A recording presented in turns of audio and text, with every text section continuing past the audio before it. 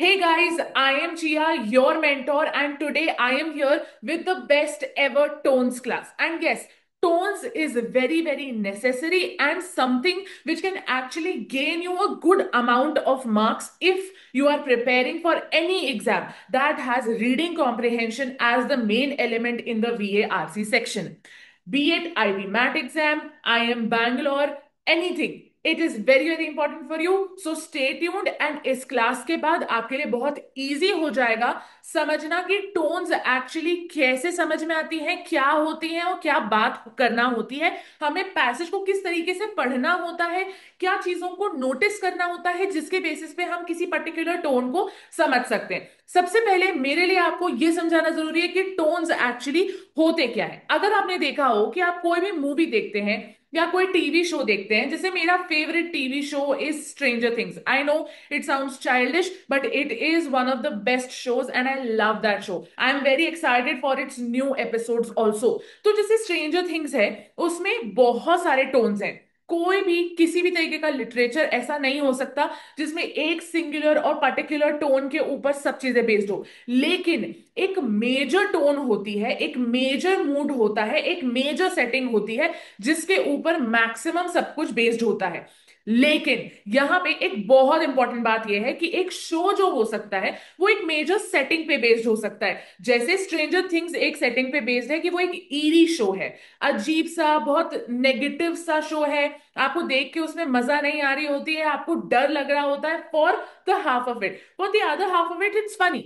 तो ये दो चीजें लेके चले, ईरी बट फनी, इस तरीके से टोन्स समझी जाती हैं। ये आपका एक मैजिकली एक पूरा फुल शो का आउटकम निकल के आता है। लेकिन जब टोन्स की बात होती है, खासकर जब रीडिंग कॉम्प्रिहेंशन में टोन्स की बात होती है, तो याद रखिएगा रीडिंग कॉम्प्रिहेंशन में किसी भी अगर नॉवल से भी एक पर्टिकुलर पार्ट उठाया गया है तो उस पर्टिकुलर पार्ट का आपको टोन मालूम होना चाहिए। अब वो आप कैसे समझते हो?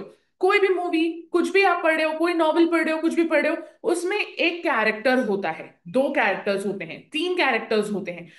लेकिन जो आपका मेन कैरेक्टर होता है वो जिस तरीके की टोन को या जिस तरीके के इमोशन को रिप्रेजेंट करना चाहता है ऑन स्क्रीन, उसको हम टोन कहते हैं।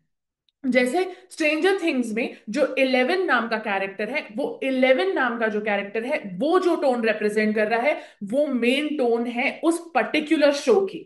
सो देयरफॉर टोन्स जो होते हैं वो एक्चुअली कैरेक्टर के इमोशंस होते हैं जो वो स्क्रीन पे शो करता है, और आपको समझ में आता है कि ये कैरेक्टर हमसे क्या एक्सपेक्ट कर रहा है। 11 अक्सर या फिर तो गुस्से में रहती है, या फिर तो दुखी होती है, या फिर तो कुछ प्रॉब्लम हो रही होती है उसके लाइफ में, तो that is the tone of that character. वहीं पे एक फनी कैरेक्टर जो होता है उसकी टोन बहुत डिफरेंट हो सकती है फ्रॉम अनदर कैरेक्टर। तो इसीलिए हर कैरेक्टर आपको अपने पैसेज में समझना पड़ेगा कि आपके पैसेज में मेन कैरेक्टर कौन है।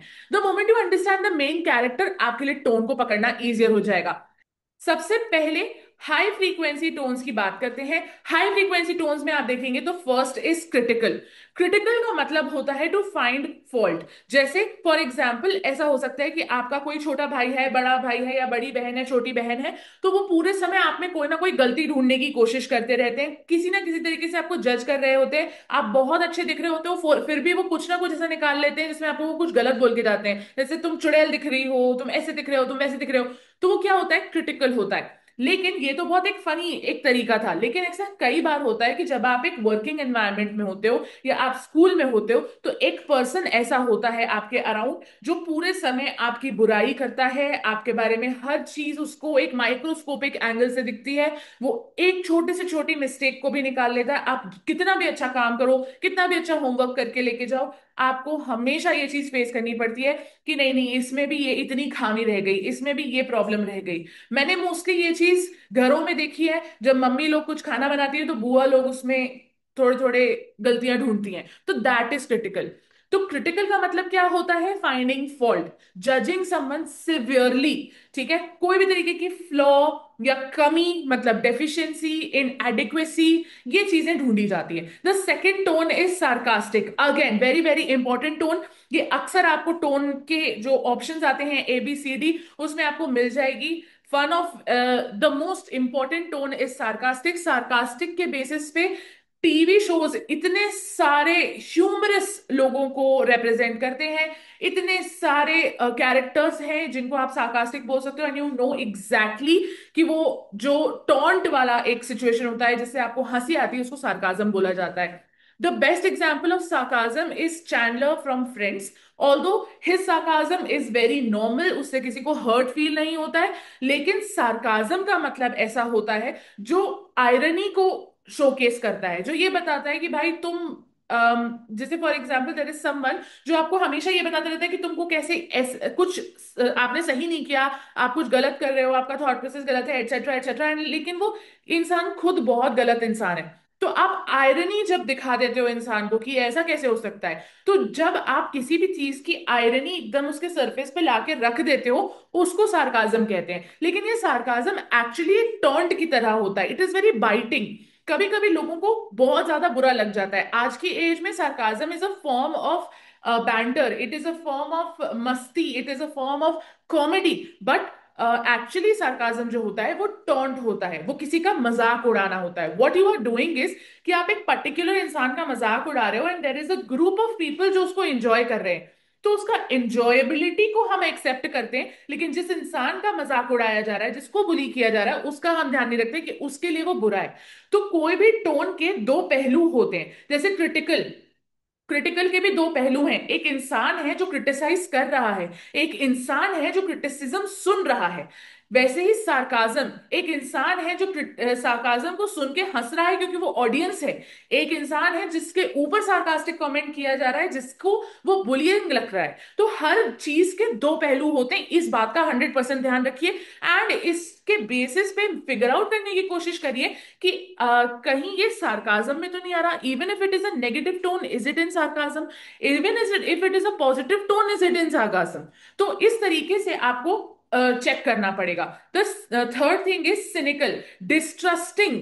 सबसे इंपॉर्टेंट बात है, सिनिकल वर्ड हमको बहुत ही ऐसा नेगेटिव सा लगता है, लेकिन सिनिकल वर्ड एक बेसिक नेगेटिव टर्म है जिसका मतलब होता है जब आप किसी पे डिस्ट्रस्ट करते हो, आप किसी पे ट्रस्ट नहीं कर पाते हो, आपको ऐसा लगता है कि यार ये कुछ भी इंसान कर रहा है तो उसके पीछे कुछ ना कुछ इसका एडेड इंटरेस्ट है, ये बिना किसी इंटरेस्ट के काम नहीं कर सकता, जरूर इसके मन में कुछ चल रहा है, जरूर इसके मन में कुछ गलत चल रहा है. जैसे आपका भाई है, अगर वो आपको बोलता है चल यार अपन घूम के आते हैं, मैं तेरे को आइसक्रीम खिला के लाता हूं, आपको मालूम होगा आपके मन में सिनिसिज्म है, आपके मन में एक सिनिकल थॉट है, आपके मन में स्केप्टिज्म है कि ये मेरे को क्यों घुमाने ले जा रहा है, इसका ऐसा क्या, इसको क्या चाहिए, ये मेरे से आज इतने अच्छे से बात क्यों कर रहा है. ये जो थॉट प्रोसेस होती है इसको सिनिकल बोलते हैं. कि जब आप डिस्ट्रस्ट करते हो, आपको ट्रस्ट ही नहीं हो रहा होता कि कोई इंसान मेरे से अच्छे से बात कर सकता है, क्योंकि वो इंसान जो है वो कभी आपसे अच्छे से बात नहीं करता. करेक्ट, तो वो होता है सिनिकल. नेक्स्ट हम चलते हैं बहुत ही इंपॉर्टेंट कुछ टर्म्स पे. फर्स्ट इज ऑब्जेक्टिव, एंड उसके बियॉन्ड हम फैक्चुअल पे बात करेंगे, क्योंकि मोस्टली लोग कंफ्यूज हो जाते हैं इन ऑब्जेक्टिव एंड फैक्चुअल. देखिए, तो अगर आप कुछ भी पढ़ रहे हो एंड आपको ये समझ में आ रहा है कि it is only factual, and वो जो फैक्ट्स हैं उनको यूज किया जा रहा है किसी भी तरीके के कंक्लूजन तक आपको लाने के लिए, उसको बोलते हैं ऑब्जेक्टिव. जब आप फैक्ट्स यूज करते हो to bring someone to a conclusion, वो ऑब्जेक्टिव होता है. फैक्चुअल क्या होता है? जब आप फैक्ट्स यूज कर रहे होते हो. तो फैक्ट्स को यूज करते हुए जब आप कंक्लूजन तक आ रहे हो, दैट इज ऑब्जेक्टिव. लेकिन क्योंकि उसमें फैक्ट्स यूज हुए हैं इसलिए वो फैक्चुअल भी है. So it's a combination of both. तो आइदर ऑफ द टू अगर आपको ऑप्शन आ जाता है तो आप आइदर ऑफ द टू को मार्क कर सकते हो. मोस्टली मैं ये बोलती हूँ, अगर आपको ऐसे ऑप्शन आता है कि ए में ऑब्जेक्टिव लिखा है एंड सी में फैक्चुअल लिखा है, एंड आपको समझ में आ रहा है कि ये दोनों है, तो आपको ये ऑप्शन छोड़ देना चाहिए ताकि आपको नेगेटिव मार्किंग ना आए, क्योंकि दोनों में से कुछ भी हो सकता है. एक पर्सन का परव्यू जब वो एक मॉक बना रहा है, जब वो एक पेपर सेट कर रहा है. The second thing is ironic. Ironic का मतलब क्या होता है? आयरनी का मतलब क्या होता है? Unexpected contradiction between appearances and reality. जो दिख रहा है और जो एक्चुअली है, उन दोनों के बीच में कॉन्ट्राडिक्शन होना, लेकिन अनएक्सपेक्टेड होना. अब जैसे बहुत सारे लोग सोचते हैं कि terrorism is an outcome of illiteracy या पॉवर्टी एटसेट्रा, लेकिन मैं आपको एक बहुत इंपॉर्टेंट बात बताती हूँ, ये बहुत ही अनएक्सपेक्टेड एंड कॉन्ट्राडिक्टरी बात है. जो ओसामा बिन लादेन थे, he was a very learned professional, he was a PhD, he was a professor, and उसके बाद भी he was one of the terrorist. He had a very different kind of life. He had more than 50 wives. He had so many children, etc., etc. ये अगर आप देखोगे तो एक normal society में एक एजुकेटेड और पैसे वाला आदमी ये वाली हरकतें करते हुए, इस तरीके की लाइफ जीते हुए आपको नहीं दिखेगा. आपको ये समझ में ही नहीं आ सकता कि ओसामा बिन लादेन जैसा इतना पढ़ा लिखा समझदार इंजीनियर आदमी एक टेररिस्ट कैसे हो सकता है, या इस तरीके की सोच वाला आदमी कैसे हो सकता है. दैट इज आयरनी, कि अनएक्सपेक्टेड है, कॉन्ट्राडिक्शन है, कि पढ़ा लिखा भी है, टेररिस्ट भी है, पढ़ा लिखा भी है, इस तरीके की सोशल लाइफ भी है. एंड जो दिखता था कि जो पढ़ा लिखा आदमी जो आउट ऑफ पाकिस्तान रह रहा था, वो पढ़ा लिखा आदमी अलग था जो अपीयर हो रहा था, एंड रियलिटी जब उसकी समझ में आई तो वो अलग थी. तो इसको बोलते हैं आयरनी, कि कुछ दिख रहा है और कुछ हो रहा है, ये कॉन्ट्रडिक्शन होना, एंड वो अनएक्सपेक्टेड होना चाहिए. अगर वो एक्सपेक्टेड है तो वो आयरॉनिकल नहीं. ठीक है. The next thing is tier 2. ये हाई स्टेक्स हैं.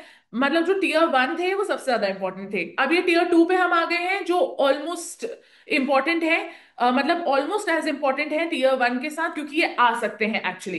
The first one is condescending, मतलब डिस्प्लेइंग सुपीरियोरिटी. अगर कोई भी इंसान आपको ये डिस्प्ले कर रहा है कि I am superior than you in any terms, चाहे वो ये सोच रहा हो कि वो बहुत ज्यादा इंटेलिजेंट है, आपसे ज्यादा मार्क्स लाके आपसे ज्यादा इजीली वो क्रैक कर सकता है एग्जाम, तो वो कॉन्डिसेंडिंग हो सकता है. अगर वो ये बता रहा है कि उसके पास बहुत ज्यादा पैसे हैं, आप गरीब हैं, तो वो कॉन्डिसेंडिंग हो सकता है. अगर वो ये बता रहा है कि आपसे ज्यादा काम वो कर लेता है और आप तो आलसी हो, आप तो कोई काम ही नहीं करते, वो कॉन्डिसेंडिंग हो सकता है. कोई भी इंसान जो अपने आप को सुपीरियर दिखाने की कोशिश करता है इन एनीथिंग, एंड आपको इंफीरियर दिखाने की कोशिश करता है, उसको कॉन्डिसेंडिंग बोलते हैं. अब आप इसका रिकग्निशन कैसे करोगे?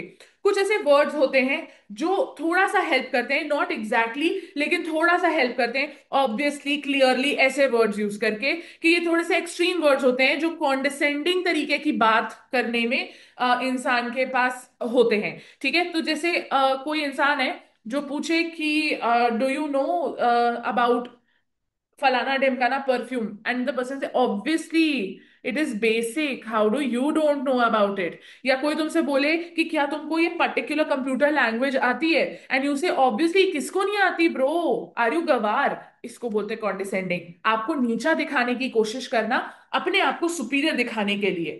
The second thing is sceptical. Sceptical का मतलब होता है डाउटफुल, जो हम ऊपर भी देख चुके हैं, है ना. जस्ट अ मिनट, कहाँ देखा था, सिनिकल. जहां पे डाउट होता है, डिस्ट्रस्ट होता है, वैसे ही स्केप्टिकल होता है. सिनोनिम्स हैं. स्केप्टिकल का मतलब भी डाउट होता है, लेकिन वहां पे डिस्ट्रस्ट होता है, किसी के भी ऊपर डिस्ट्रस्ट होता है. यहाँ वहां पे दो लोगों के रिलेशनशिप की बात होती है, आपके और मेरे रिलेशनशिप की बात होती है, मेरे और मेरी बहन के रिलेशनशिप की बात होती है, कि जरूर इसको मैगी मेरे से ज्यादा खानी होगी, इसको मेरे हाथ की मैगी खानी होगी, इसलिए ये मेरे साथ अच्छे अच्छे से बात कर रहा है या कर रही है. इसको बोलते हैं सिनिकल. मतलब कोई जो डिस्ट्रस्ट करता है किसी को, जैसे जब आंटियां डिस्ट्रस्ट करती हैं अपने घर में काम करने वाले हाउस हेल्प को, पूरे समय ये सोचती रहती हैं कि वो कुछ चुरा लेंगे, वो कुछ लेके चले जाएंगे, उसको सिनिकल बोलते हैं. स्केप्टिकल या डाउटफुल आप किसी भी चीज या सिचुएशन के ऊपर हो सकते हो. ऐसा हो सकता है कि आपको किसी ने बोला कि कोई भी तरीके का आपको कुछ बोला गया, एंड आपको उसके ऊपर चाहिए कि मुझे प्रूफ दो इस बात का कि आप सच बोल रहे हो. जैसे फॉर एग्जाम्पल, आपकी कोई दूर की दोस्त है, उसने आपको आके बताया कि आपकी बेस्ट फ्रेंड आपके बारे में बुरा बुरा बोल रही थी, आपको गालियां बक रही थी. तो आप क्या बोलोगे कि मैं नहीं मानती, मुझे इस बात का प्रूफ चाहिए. That is doubt. ये सिचुएशनल हो सकता है, ये जरूरी नहीं दो लोगों के रिलेशनशिप के बीच में हो, ये सिचुएशनल हो सकता है. करेक्ट. Next is reverent. एक इंसान जो बहुत ज्यादा डीपली रिस्पेक्टफुल होता है, एंड उसको हमेशा हर किसी का अप्रूवल होता है कि नहीं यार this person is so nice, नहीं यार ये इंसान बहुत रिस्पेक्टफुल है, नहीं यार ये इंसान बहुत अच्छा है. जैसे आपके घर में दादाजी होते होंगे, दादी जी होती होंगी.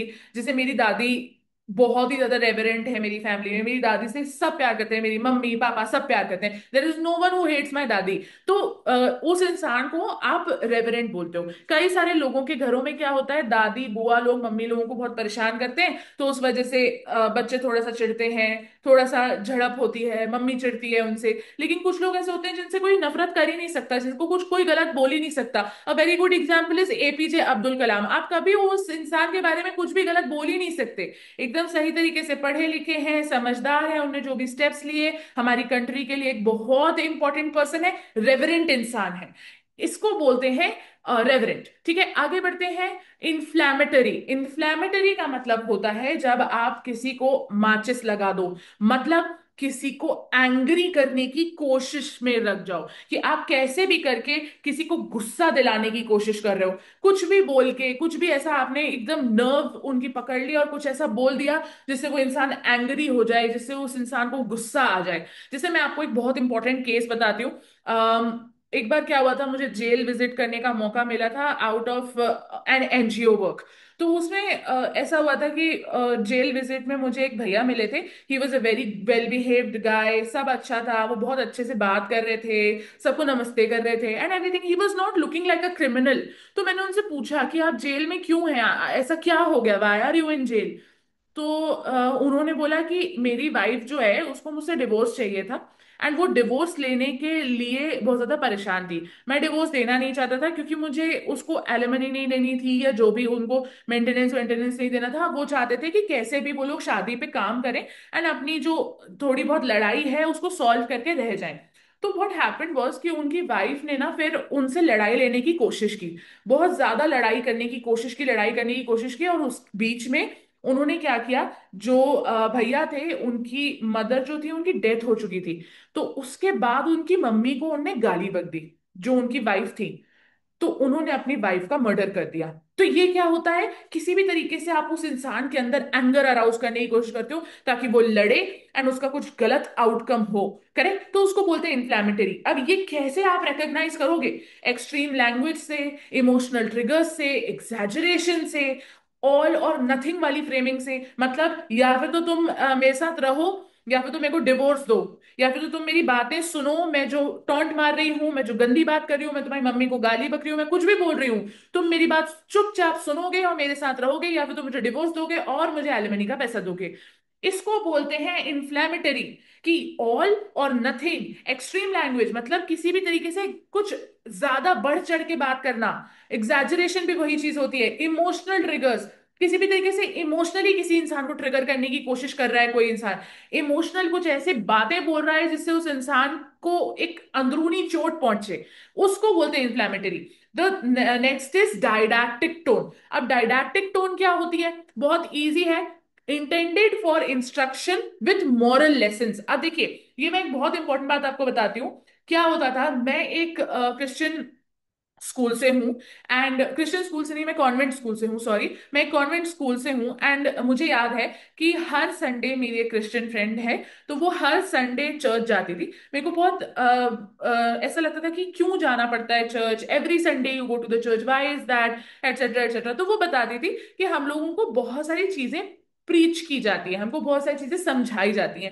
मॉरली हम लोगों को चीजों को समझाया जाता है कि कैसे हमारा कंडक्ट होना चाहिए मॉरली, किस तरीके की बातें करना अच्छी बात होती है, क्या बातें करना बुरी बात होती है, किन सब्जेक्ट्स में आपको भगवान को याद करना चाहिए, भगवान ने आपके लिए क्या क्या बोला है, उसको बोलते हैं डायडैक्टिक टोन। जब आपको कोई समझाता है कि मॉरली आपको किस तरीके से बिहेव करना चाहिए, आपके जब जो कोई इंस्ट्रक्ट करता है कि आप अगर ऐसा करोगे, जैसे आपने सुना होगा कई बार ऐसे बहुत सारे रिलीजन्स होते हैं जो ये बताते हैं कि आप ऐसा करोगे तो आप हेवन जाओगे, आप ऐसा करोगे तो आप हेल जाओगे, मोस्ट रिलीजन ये बताते हैं।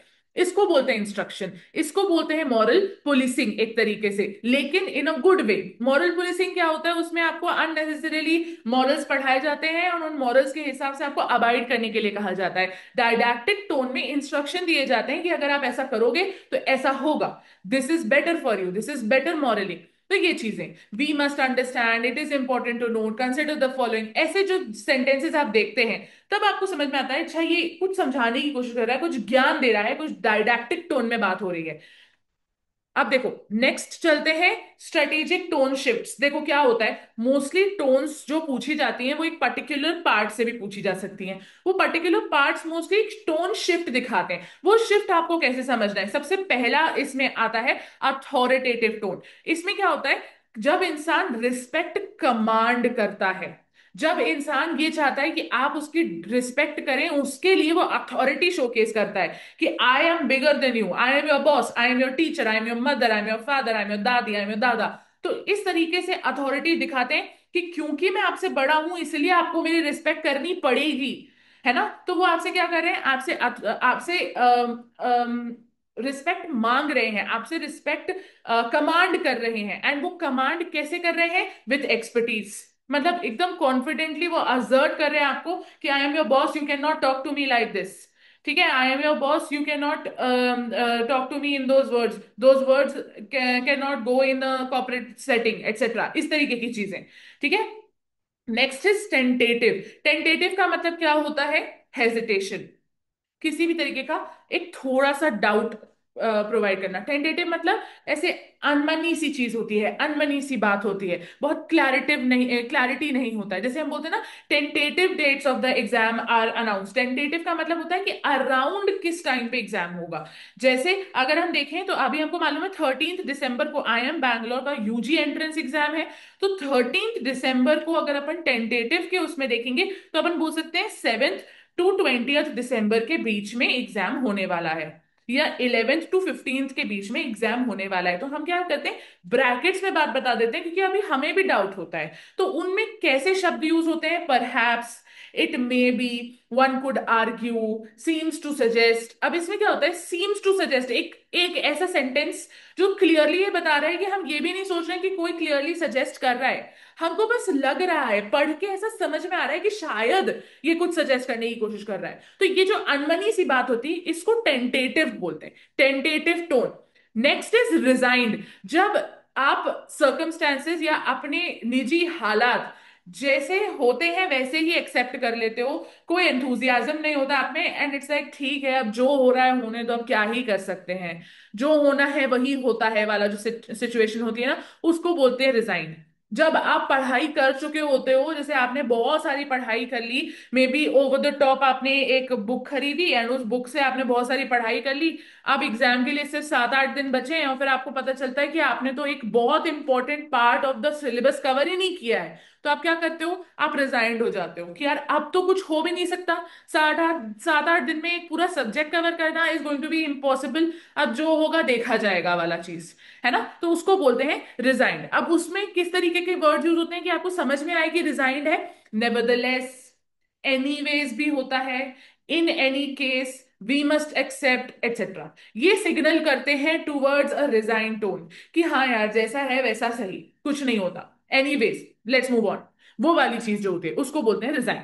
नेक्स्ट मूव ऑन करते हैं, पैशनेट और फर्वेंट, ये दोनों ही सिनोनिम्स हैं। इंटेंस इमोशन, जब आप बहुत ज्यादा अपना इंटेंस इमोशन दिखाते हो, चाहे वो एंगर का हो, चाहे वो दुख हो, चाहे वो हैप्पीनेस हो या कुछ भी हो, तब वो पैशन कहलाता है। ठीक है, पैशनेट कहलाता है, फर्वेंट कहलाता है। इसमें क्या होता है, एक्सक्लेमेटरी लैंग्वेज यूज होती है जिसमें आपको एक्सक्लेमेशन होता है, सरप्राइज एलिमेंट होता है। सेकंड, इमोशनल इंटेंसिटी होती है, दुख है तो बहुत दुख है, एंगर है तो बहुत एंगर है, ये चीज होती है। रिपीटेड एम्फेसिस होता है, एक ही बात को बार बार बार बार बार बार रिपीट किया जाता है ताकि उस पे आपका ध्यान जाए, उसको बोलते हैं रिपीटेड एम्फेसिस। नेक्स्ट, एम्बिवेलेंट टोन, मतलब जो ना बहुत ज्यादा पॉजिटिव मानी जा सकती है ना बहुत ज्यादा नेगेटिव मानी जा सकती हैं। तो सबसे इंपॉर्टेंट चीज है कि यहाँ पे आपको कॉन्फ्लिक्टिंग फीलिंग्स को समझना पड़ेगा, जिसमें क्या होता है कि आपको पैटर्न्स रिकॉग्नाइज करने पड़ते हैं, जिसमें वर्ड्स, ट्रांजिशनल वर्ड्स आते हैं जैसे हाउएवर, बट, येट, ये सब वर्ड्स जो होते हैं इनकी वजह से क्या होता है कि एक ही पैसेज में दो तरीके की टोन्स आपको दिखाई देती हैं। द सेकेंड इज कॉन्टेक्स्ट, आपको समझना पड़ेगा कि ऑथर किस चीज को वैलिडेट कर रहा है, वो अपोजिंग व्यू पॉइंट्स दे रहा है कि नहीं दे रहा है। The moment you understand the context it's easier for you. The next is tier 4, मतलब ये कम आते हैं लेकिन ये बहुत हाई वैल्यू टोन्स हैं, क्योंकि अगर ये आते हैं तो ये आपको एक बहुत good amount of marks gain करके दिला सकते हैं। द फर्स्ट वन इज सार्डोनिक, मतलब जब कोई किसी का मजाक उड़ाता है, लिटरली किसी के साथ बदतमीजी करता है, उसको नीचा दिखाने की कोशिश करता है। इसका एक बहुत अच्छा एग्जाम्पल होता है वाइफ जोक्स। जब अंकल लोग एक सभा में बैठे रहते हैं और अपनी वाइफ का मजाक उड़ाते रहते हैं पूरे समय किसी ना किसी बात पे, उसको बोलते हैं sardonic. Second is ominous. Ominous का मतलब होता है थ्रेटनिंग, फोरबोर्डिंग, डेंजर। देखिए थ्रेटनिंग, थ्रेट क्या होता है कि कोई आपको ये बात बोल रहा है कि कल जाके, कल कल तुम्हारे साथ बहुत बुरा होने वाला है, या आने वाले समय में तुम्हारे साथ बहुत बुरा होने वाला है, वो थ्रेट होता है कि डेंजर तुम्हारी तरफ आने वाला है। डेंजर तुम उस समय फील नहीं कर रहे हो।